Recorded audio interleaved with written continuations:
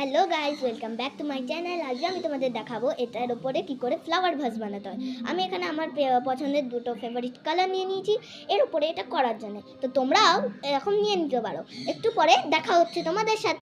আমার favourite colour pink, আমি pink আর purple নিয়ে দিয়েছি কেননা পিঙ্কের সাথে পার্পেল ভালো হয়। এবার এই কটনটা নিয়ে, তোমাদের কাছে জানি না ওই ব্রাশটা থাকে কিনা, কটনটা নিয়ে সুন্দর করে পিঙ্কটায় ডোবাবো, দিয়ে চুপ চুপ চুপ চুপ চুপ চুপ চুপ চুপ চুপ চুপ চুপ চুপ করবো। চলো করে দেখা হচ্ছে।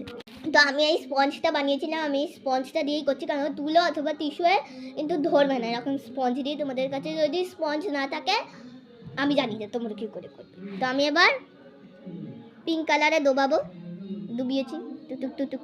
দেখো কি সুন্দর হচ্ছে, স্পঞ্জে কি সুন্দর হয়। ঠিক আছে, স্পঞ্জে কিন্তু খুব সুন্দর হয়। চলো করে দেখা হচ্ছে কেন অনেক দেরি হবে। তো এই যে পিঙ্ক হয়ে গেছে, এবার পিঙ্কের সাথে আমি পার্পল মিক্স করব। চলো করে দেখা হচ্ছে। দেখো আমি পিঙ্ক আর পার্পেল মিক্স করে কি সুন্দর একটা কালার এনেছি। এর ওপর চলো এবার একটু ডিজাইন করি, দিয়ে তার ভেতর কিন্তু তোমরা ফুলও রাখতে পারো। আর এটাকে অবশ্যই রোদে দিতে কিন্তু ভুলে যে। তো দেখা হবে নেক্সট মিনি ব্লকে, বাই বাই। আর আমি নেক্সট মিনি ব্লকে হজমলার এতে করবো, সেটা ট্রান্সপারেন্ট করব। তো দেখা হবে নেক্সট মিনি ব্লকে, বাই বাই।